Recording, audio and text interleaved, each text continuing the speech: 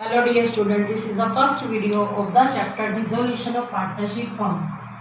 पहले तो ये पता होना चाहिए डिसोल्यूशन ऑफ पार्टनरशिप फर्म का मतलब क्या है बेटा। डिसोल्यूशन ऑफ पार्टनरशिप और डिसोल्यूशन ऑफ पार्टनरशिप फर्म दोनों में फर्क होता है। पहले तो डिसोल्यूशन ऑफ पार्टनरशिप का मतलब होता है कि हमारी जो फर्म है वो डिसोल्व हुई है, लेकिन पार्टनरशिप जो है वो डिसोल्व हुई है, फर्म डिसोल्व नहीं हुई।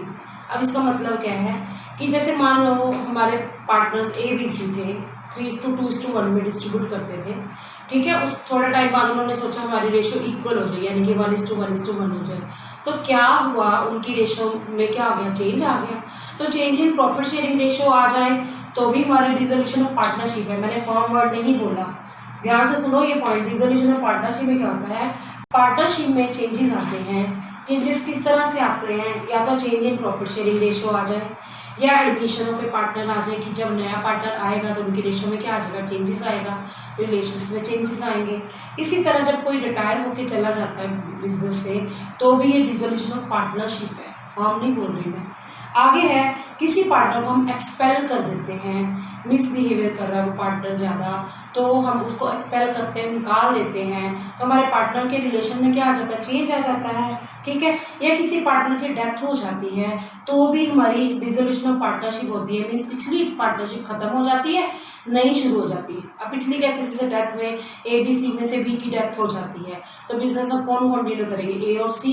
तो यानी कि क्या हो रहा है, डिसोल्यूशन ऑफ पार्टनरशिप है, डिसोल्यूशन ऑफ पार्टनरशिप नहीं है। इसी तरह मान लो हमारे पार्टनर जो है इंसॉल्वेंट हो जाते हैं तो हमारी क्या हो जाती है, पार्टनरशिप डिसॉल्व हो जाती है, ठीक है। जैसे दो पार्टनर, हमारे 3 पार्टनर में से क्या हो गए, इंसॉल्वेंट हो गए, है ना। तो दो पार्टनर हो गए 4 पार्टनर्स के बीच में से, तो 2 पार्टनर तो अभी भी बिजनेस को चला सकते हैं ना। तो ये सिचुएशन डिसोल्यूशन ऑफ पार्टनरशिप की है। या पार्टनरशिप जिस पीरियड के लिए बनाई गई थी, जैसे 5 सालों के लिए बनाई गई थी, तो 5 साल खत्म हो गए हैं तो हमारी पार्टनरशिप क्या हो जाएगी, डिसॉल्व हो जाएगी। डिसॉल्व का मतलब यहाँ ये मत समझो कि पार्टनरशिप खत्म हो गई। पार्टनरशिप फॉर्म जो है का खत्म होना और पार्टनरशिप का खत्म होना दोनों में डिफरेंस है। दोबारा बता रही हूँ, पार्टनरशिप फॉर्म का खत्म होने का मतलब ये होता है कि पार्टनरशिप रही ही नहीं, बिजनेस ही बंद हो गया। पूरी लाइन दोबारा सुनो, डिसोल्यूशन ऑफ पार्टनरशिप फॉर्म का मतलब क्या है, पूरी फॉर्म ही खत्म हो गई, डिसॉल्व हो गई, बंद हो गई, ठीक है। वो अभी मैं केसेस बताती हूँ कि कब हमारी पार्टनरशिप फॉर्म बंद होती है। तो अब याद रखना, मैं सारे पॉइंट दोबारा बता रही हूँ कि at the time of change in PSR, at the time of admission of a partner, at the time of retirement of a partner, at the time of death of a partner, at the time of expulsion of a partner, at the time of insolvency of a partner, and at the expiry of the period of partnership। ये सारे cases हैं जिस cases में मैंने बताया dissolution of partnership होती है। Form नहीं बोला मैंने कि पार्टनरशिप जो है उनमें रिलेशन में चेंज आ जाता है पार्टनर्स में। लेकिन अब पार्टनरशिप फॉर्म अगर बंद हो जाए, इसका मतलब क्या है कि हमारे जो अब बिजनेस कंटिन्यू नहीं रहेगा। जो मैंने वो 7 सिचुएशंस कराई हैं उसमें तो फॉर्म कंटिन्यू रहती है, ठीक है। कंटिन्यू का मतलब समझते हो ना कि रहेगी, फॉर्म आगे चलेगी।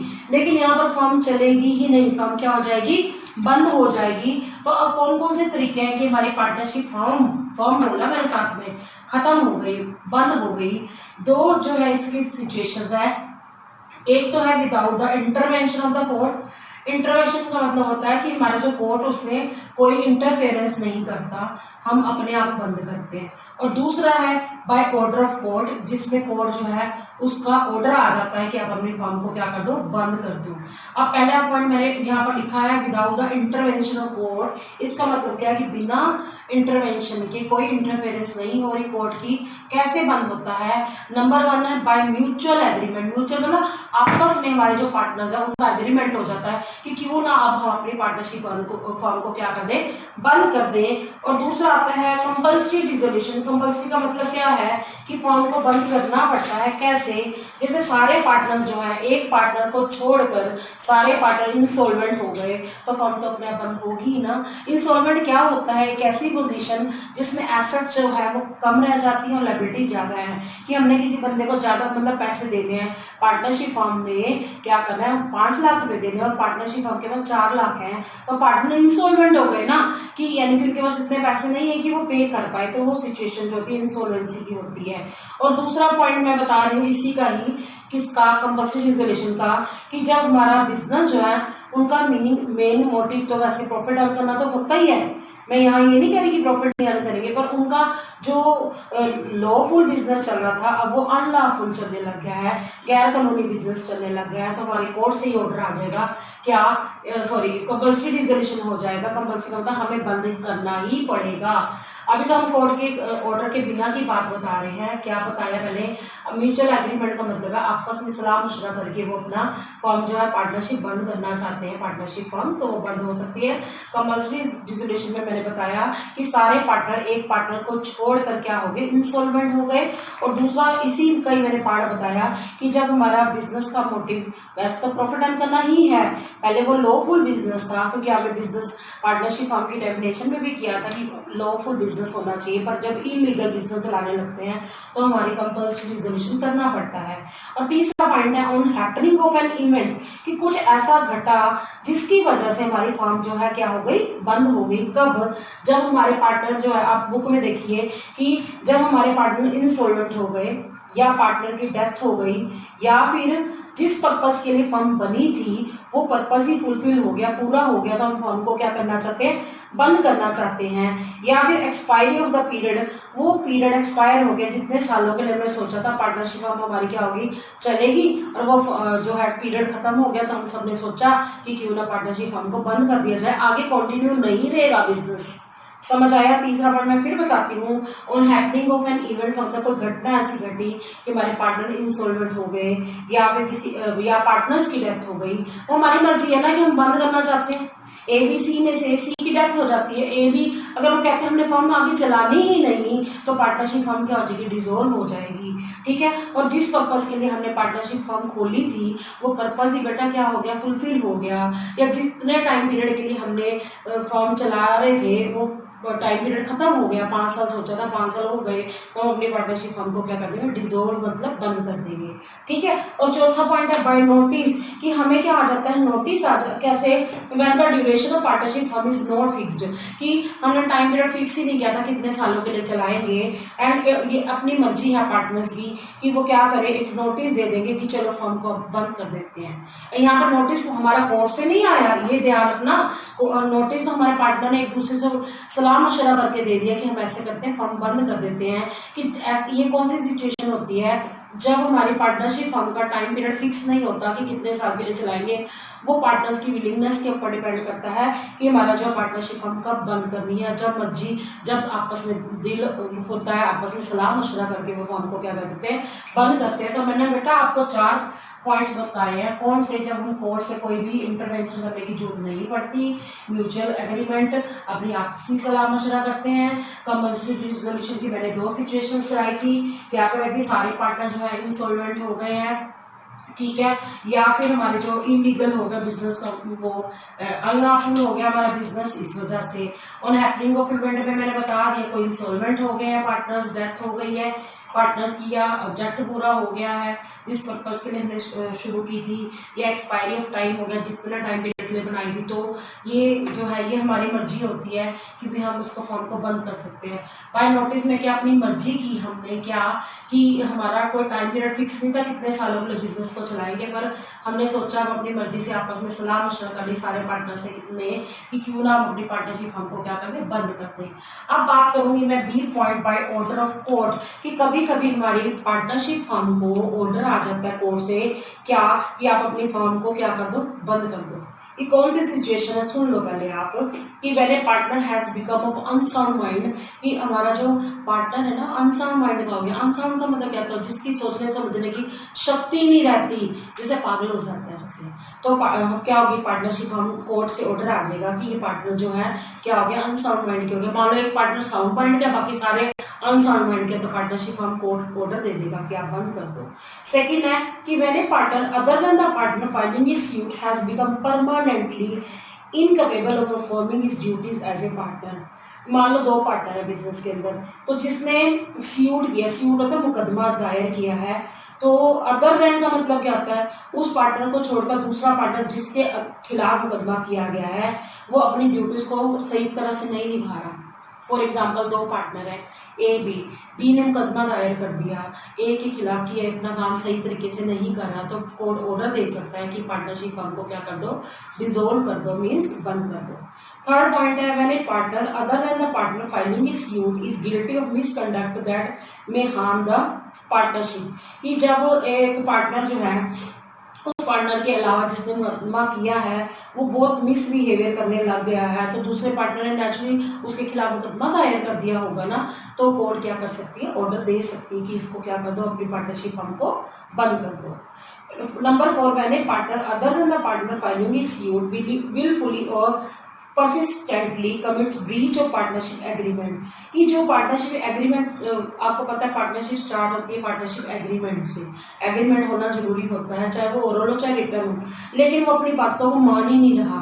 अच्छा मान लो ओरल होता क्या एग्रीमेंट, तो अब वो बातों को मान ही नहीं रहा, या अगर रिटर्न हो तो अच्छी बात है, अगर वो मान नहीं रहा तो उसको दिखाया जा सकता है, लेकिन अगर जो बंदा मुकदमा दायर कर रहा है वो दूसरे पार्टनर के खिलाफ ये दे सकता है कि इसने अपनी जो पार्टनरशिप एग्रीमेंट है उसके अंदर जो भी काम लिखा हुआ था उसको तोड़ दिया, तोड़ने का मतलब वो अपनी बातों को नहीं मान रहा, तो भी हमारी कोर्ट क्या कर सकती है, ये वो दे सकती है, ऑर्डर दे सकती है कि आप अपनी पार्टनरशिप फर्म को क्या कर दो, बंद कर दो।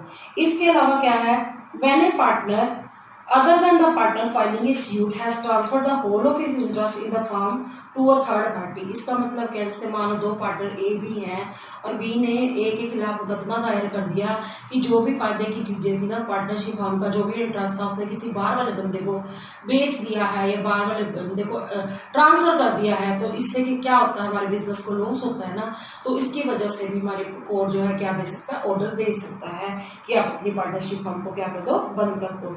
When the court is satisfied that the firm cannot be carried on except at loss, अब कोर्ट को ये सेटिस्फाई हो गए, कोर्ट ने ये सारी जांच पड़ताल करके देख ली कि हमारा बिजनेस अब लॉस पर ही चलने वाला है, आगे प्रॉफिट पर नहीं चलेगा, तो कोर्ट ऑर्डर दे सकती है कि आप पार्टनरशिप फर्म को क्या कर दो, डिसॉल्व कर दो, बंद कर दो। अगला है when the court is satisfied that the dissolution is just and equitable due to some other reasons, भी किसी भी कारण से ये सही है कि हमारी पार्टनरशिप फर्म को बंद कर दो, तो करना ही पड़ेगा। कहने का मतलब ये है, मैंने जितना समझाया है आपको ये बताया बेटा कि पार्टनरशिप फर्म की डिसोल्यूशन और डिसोल्यूशन ऑफ पार्टनरशिप दोनों में फर्क है।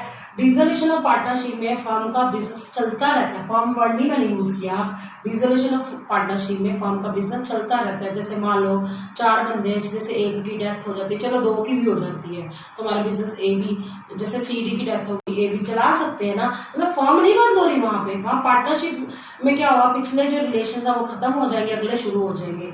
जैसे मान लो ए भी 2 पार्टनर पहले से बिजनेस कर रहे थे, सी नया आ गया, तो हमारा बिजनेस तो चलेगा ना, मतलब कहने का वहाँ पर बिजनेस बंद नहीं होता डिसोल्यूशन ऑफ पार्टनरशिप में, लेकिन डिसोल्यूशन ऑफ पार्टनरशिप फर्म में क्या होता है, हमारी पार्टनरशिप फर्म ही बंद हो जाती है, तो क्या होता है, जितनी भी एसेट्स हैं उनको हम बेच देते हैं और जितनी भी लायबिलिटीज है उनको पे ऑफ कर देते हैं, ठीक है। इसके लिए हम एक अकाउंट बनाएंगे, मैं भी समझाऊंगी क्या रियलाइजेशन अकाउंट बनता है।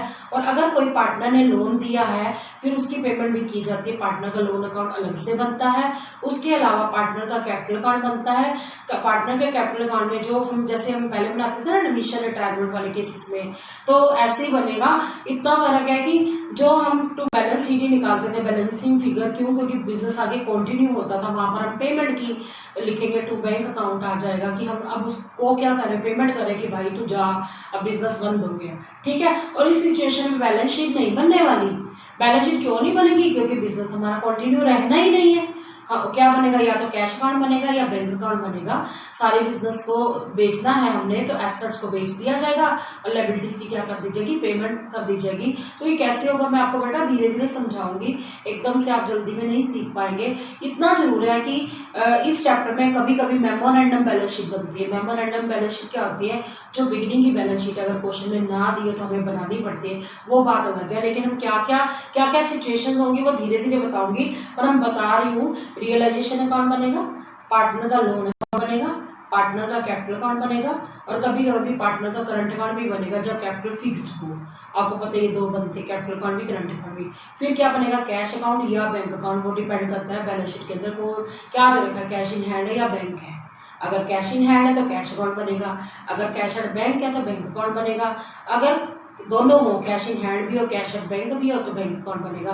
वो कैसे बनेगा वो मैं आपको धीरे धीरे बता रही, बस आप जो है खुद थोड़ी सी थ्योरी कर लेना कि पार्टनरशिप फर्म और की डिसोल्यूशन और डिसोल्यूशन ऑफ पार्टनरशिप में क्या फर्क होता है। तो अब आपको मैं इतना समझाने जा रही हूँ। सबसे पहले हम कौन सा करते हैं इसके अंदर, हम इसके अंदर बेटा वो बनाते हैं रियलाइजेशन अकाउंट। मेन तो वही है, पहले आप उसको समझ लो, ठीक है, फिर उसके बाद मैं आगे सिखाऊँ बताऊंगी अकाउंटिंग प्रोसीजर और डिसोल्यूशन ऑफ फर्म कि जब हमारी पार्टनरशिप फर्म डिसॉल्व हो जाती है तो हम क्या क्या बनाएंगे, कौन कौन से अकाउंट्स बनाएंगे। Number 1 realisation account, number 2 partners loan account. ये तब बनेगा जब पार्टनर ने लोन प्रोवाइड किया होगा बिजनेस को, नहीं तो नहीं बनेगा। थर्ड है partner capital account. Partner capital account तो बनेगा अगर मान लो क्वेश्चन में लिखो कैपिटल फिक्स्ड है या करंट अकाउंट के बैलेंस दिए हो, फिर दो बनेंगे, एक तो कैपिटल अकाउंट बनेगा, एक करंट अकाउंट बनेगा। नंबर 4 है कैश अकाउंट और बैंक अकाउंट, दोनों में से एक बनेगा। जब तो क्वेश्चन में कैश इन हैंड हो बैलेंस शीट के अंदर तो कैश अकाउंट बनेगा, अगर कैश एट बैंक हो तो बैंक अकाउंट बनेगा, अगर दोनों हो कैश इन हैंड और कैश एट बैंक हो तो हम बैंक अकाउंट बनाएंगे, ठीक है। तो ये सिचुएशंस याद रख लो कि हमने इस चैप्टर में मेन हमने क्या सीखना है। ये 4 चीजें तो सीखनी है, इसके अलावा मैं जनरल भी सिखाऊंगी, पर जनरल अभी जल्दबाजी नहीं है, हम आराम से तसल्ली से सीखेंगे, क्योंकि जो जनरल है वो रिलेटेड है इन्हीं अकाउंट से रिलेटेड। जब तक आपको ये अकाउंट प्रॉपर नहीं समझ आते फिर आपको जनरल भी समझ नहीं आएगा। बेटा मैं आपको सिखाने जा रही हूँ रियलाइजेशन अकाउंट कैसे बनता है। सबसे पहले 1 मार्क का ये भी क्वेश्चन आ जाता है, रियलाइजेशन अकाउंट की नेचर क्या है। तो ये एक नॉमिनल अकाउंट है, ठीक है। इसके अंदर हम जितने भी क्या करते हैं एक्सपेंसेस और लॉसेस है उसको क्या करते हैं डेबिट लिखते हैं, और क्या करते हैं इनकम एंड गेन्स को क्रेडिट करते हैं। तो आप लिख लीजिए रियलाइजेशन अकाउंट, फॉर्मेट जो है क्या है पर्टिकुलर अमाउंट, ठीक है। ये साइड कौन सी है, डेबिट साइड है। इसको ही समझना सबसे ज्यादा जरूरी है, क्यों, क्योंकि यही बेस है। क्रेडिट साइड में क्या आता है बेटा पर्टिकुलर अमाउंट। सबसे पहले आपको पता है क्वेश्चन में बैलेंस शीट दी होती है, अगर दी हुई है तो वैलिड कोड नहीं है तो हम खुद बना लेंगे। मेमोरेंडम बैलेंस शीट को आपको मैंने पहले सिखाई थी पिछले चैप्टर में, है ना, वैसे ही बनाते हैं अगर ना दी हो तो। सबसे पहले आप ना एसेट साइड देखेंगे, एसेट्स पड़ी हैं, एसेट साइड एसेट्स की आइटम्स दी हुई है तो सारी की सारी एसेट अपोजिट जाएंगी टू ऑल एसेट्स, सारी एसेट्स, पर कौन सी नहीं आएगी मैं ब्रैकेट में लिख रही हूँ एक्सेप्ट, एक्सेप्ट होता है को छोड़कर, कैश, कैश इन हैंड। क्यों नहीं लेना मैं ये रीजन बताती हूँ क्योंकि इसका अकाउंट बनेगा। कैश एट बैंक जो बैंक बैलेंस है वो भी नहीं हमने ट्रांसफर करना कि बैंक अकाउंट बनेगा। डेबिट बैलेंस और P&L account, profit and loss account वो नेचुरल डेबिट होगा तभी एसेट में होगा। फिर और क्या आ सकता है एडवर्टाइजमेंट एक्सपेंडिचर, एडवर्टाइजमेंट सस्पेंस भी लिखा हो सकता है, एक्सपेंडिचर भी लिखा सकता है, ये डिपेंड करता है क्वेश्चन में। यहाँ पर मैं एक्सपेंडिचर वर्ड भी लिख देती हूँ। या फिर पार्टनर का अगर मान लो वहाँ पर करंट अकाउंट का बैलेंस हो या कैपिटल का बैलेंस हो, वो सारा का सारा हम नहीं लिखेंगे। क्या बोला मैंने अभी आपको, इसके अलावा जो है हमारा अगर मान लो लोन टू अ पार्टनर आ जाए, लोन टू अ पार्टनर क्या होता है, पार्टनर को हमने लोन दिया है वो उस साइड लिखा होगा एसेट साइड, तो वो भी नहीं आएगा। यानी सारी एसेट ट्रांसफर हो, जैसे land and building, plant and machinery, furniture, fixtures, computer, typewriter, motor vehicle, जितने भी डेटर्स हो गए, जितने भी एसेट्स होंगी सारी की सारी एसेट डालनी है। कौन सी नहीं डालनी, cash in hand cash at bank नहीं डालना क्योंकि इसका अकाउंट बनेगा। प्रॉफिट एंड लॉस इसमें नहीं डालना क्योंकि ये पार्टनर की डेबिट साइड राइट ऑफ करते हैं, तुम्हें पता मतलब ये डिस्ट्रीब्यूट करता है पार्टनर में। एडवर्टाइजमेंट सस्पेंस भी पता है वो रिटर्न ऑफ होता है ओल्ड रेशियो में, ठीक है। लोन पार्टनर को दिया है तो वो पार्टनरशिप फर्म की एसेट है तो वो भी नहीं डालना।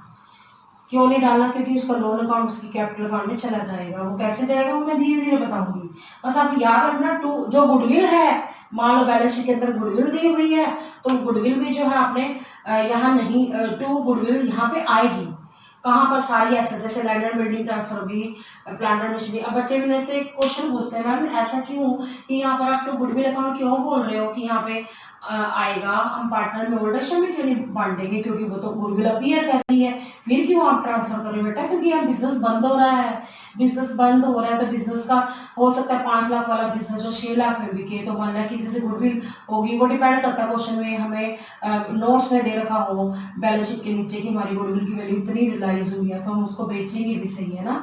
तो इसीलिए हम क्या करते हैं, सारी एसेट को ट्रांसफर करते हैं, सिर्फ ये चीजें याद रखें, इनको ट्रांसफर नहीं करते। अब यहाँ पर मैं क्रेडिट साइड चल रही हूँ बाय लाइबिलिटीज, सारी लाइबिलिटीज को हमने क्या करना है, ट्रांसफर करना है, किसको नहीं करना, ये बात समझ लेना।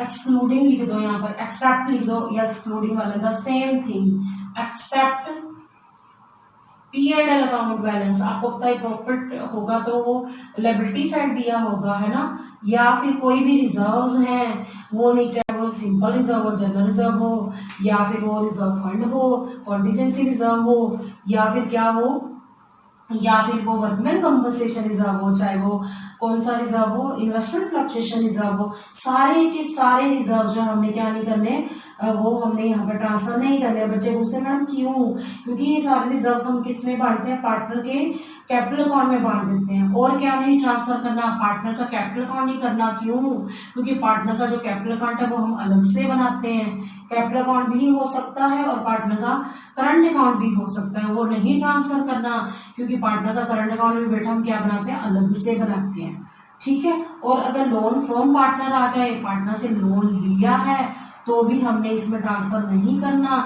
इसका लॉजिक क्या है कि हम इसका लोन अकाउंट अलग से बनाते हैं। दोबारा बता रही हूँ, सारी एसेट डालनी है, land, building, plant, machinery, furniture, fixtures, computer, typewriter, debtors, prepaid expenses, है ना, एक्रूड इनकम, सारी एसेट, गुडविल भी, लेकिन क्या नहीं डालना, ये पॉइंट्स याद कर लो।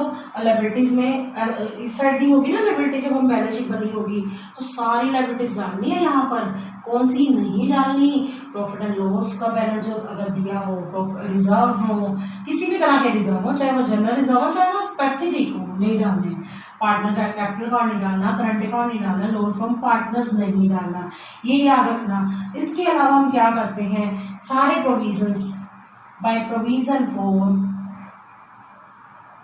अच्छा मान लो प्रोविजन फॉर डाउटफुल डेट्स आ जाए, जैसे मैं आपको बताती हूँ, कई बार तो प्रोविजन फॉर डाउटफुल डेट्स कहाँ पर लिखा होता है, या तो वो लिखा होता है लायबिलिटी साइड तो भी बाय में आएगा, या एसेट में से माइनस होता है, डेटर में से माइनस होता है तो वो भी यहाँ पर आएगा, ठीक है। डेटर्स इधर आएंगे, मान लो डेटर की वैल्यू 1 लाख है, प्रोविजन 2000 है, डेटर यहाँ पर लिखेंगे एसेट्स के अंदर ही, और जो प्रोविजन है वो कहाँ पर लिखेंगे, इस साइड लिखेंगे, ठीक है। उसके बाद जो है कोई भी प्रोविजन हो, अब प्रोविजन तो बहुत सारे हैं, मैं से आपको ओवरऑल बताती हूँ, प्रोविजन ऑन एनी एसेट, किसी एसेट के ऊपर हमने कोई प्रोविजन लगाया है। अब ऐसे एग्जांपल देते हैं, जैसे प्रोविजन फॉर डेप्रिसिएशन लगा दिया हमने एसेट के ऊपर, ये ना बेटे पॉइंट्स ना आपकी बुक में दे रखे हैं, अगर आप ध्यान से देखो, मैं पेज नंबर बता ही देती हूँ ताकि आपको ये सारे रिजर्व प्रोविजन जो है वो पढ़ लो। ये पेज नंबर 6.5 पर है, प्रोविजन फॉर बैड डेट्स आ गया, प्रोविजन फॉर डेप्रिसिएशन आ गया, क्या मशीनरी रिप्लेसमेंट रिजर्व होता है, क्या होता है कि जो मशीनरी इसलिए बनाया जाता है कि मशीन हमारी क्या हो जाएगी, पुरानी हो जाएगी, तो हम क्यों ना पहले ही पैसा जोड़ के रखते हैं ताकि जब हमारी मशीन पुरानी होगी तो इस रिजर्व को यूटिलाइज किया जा सके मशीनरी को, नई मशीनरी खरीदने के लिए, ठीक है। तो और इन्वेस्टमेंट फ्लक्चुएशन फंड, सॉरी ये जो है ये किस सिचुएशन में यहाँ डाला जाएगा, ये पॉइंट समझने वाला है, यहाँ पे बच्चे गलती कर जाते हैं। वैसे मैंने आपको यहाँ बोला ना इन्वेस्टमेंट फ्लक्चुएशन रिजर्व तो कहाँ जाता है, पार्टनर के कैपिटल अकाउंट में जाता है, बेटा वो पता कब जाता है, वो तब जाता है जब उसके अगेंस्ट हमें इन्वेस्टमेंट दे ही नहीं रखी। इन्वेस्टमेंट फ्लक्चुएशन फंड किसके लिए बनाया जाता है कि इन्वेस्टमेंट की वैल्यू डिक्रीज ना हो जाए, इसीलिए ना।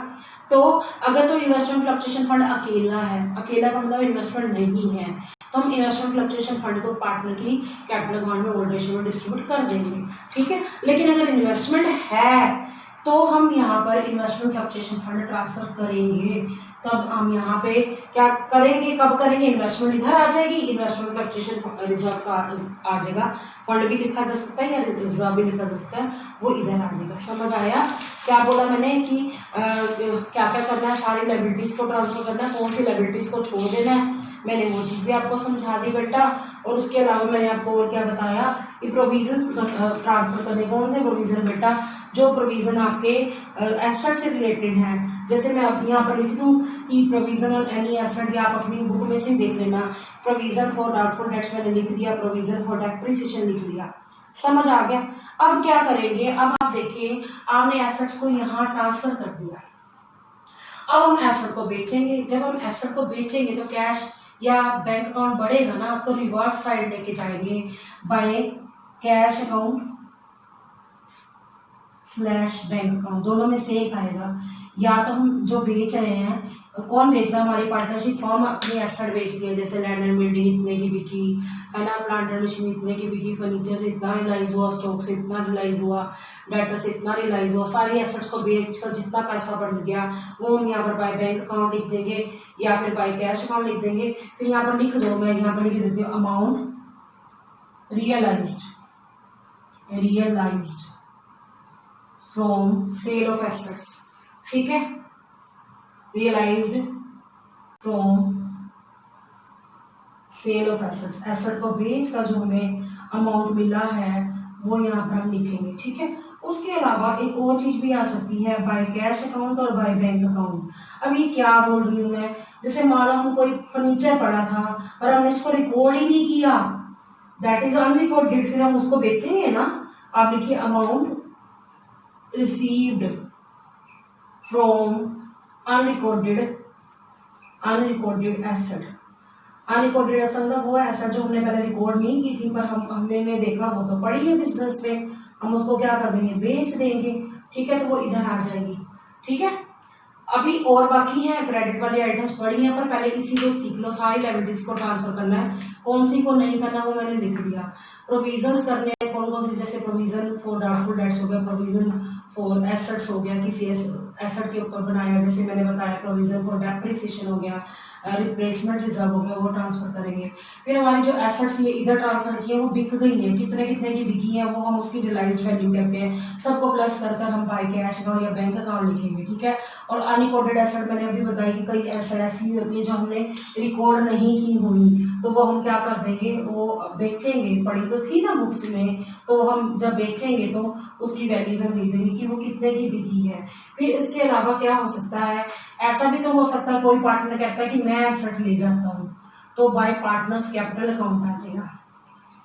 क्या दो सिचुएशन हो सकती है ना, कि या तो पार्टनर लेके जाएगा कोई एसेट या हमारी फर्म बेचेगी। तो अगर पार्टनर लेगा, asset taken over by partner, की पार्टनर ले गया, या तो फर्म लेगी, फर्म बेचेगी, फर्म अगर बेचेगी तो बाय बैंक या बाय कैश आएगा। अगर कोई पार्टनर ले जाता है तो क्या आ जाएगा, बाय पार्टनर्स कैपिटल अकाउंट आ जाएगा। समझ आ गया। इसके अलावा अब देखो, जैसे मैंने वहां पे बाय लायबिलिटीज लिखा था ना सबसे पहले, तो अब जब पेमेंट होगी कहाँ होगी, यहाँ पर होगी, तो लिखेंगे to cash account slash bank account. ये कौन सी सिचुएशन होगी, जब हमारी लायबिलिटीज की पेमेंट होगी, जैसे हमारे क्रेडिटर इतने थे, बिल पेबल इतना था, ठीक है, आउटस्टैंडिंग एक्सपेंसेस इतने थे, सबकी पेमेंट करनी है हमने, वो अपोजिट करेंगे। सारी लायबिलिटीज उधर ट्रांसफर की थी ना जो मैंने अभी रब कर दी है, उसकी पेमेंट कहाँ है, डेबिट साइड होगी, लिख दीजिए अमाउंट पेड फॉर लायबिलिटीज की पेमेंट कर दी। और कई बार ऐसी लायबिलिटीज भी तो हो सकती है ना जिसको हमने रिकॉर्ड नहीं कर रखा, पर जब देखा कि वो है तो हमें क्या करना पड़ेगा, रिकॉर्ड करना पड़ेगा, पेमेंट भी करनी पड़ेगी उसकी। मीन्स हम एंट्री क्या करेंगे, यही realisation to bank account amount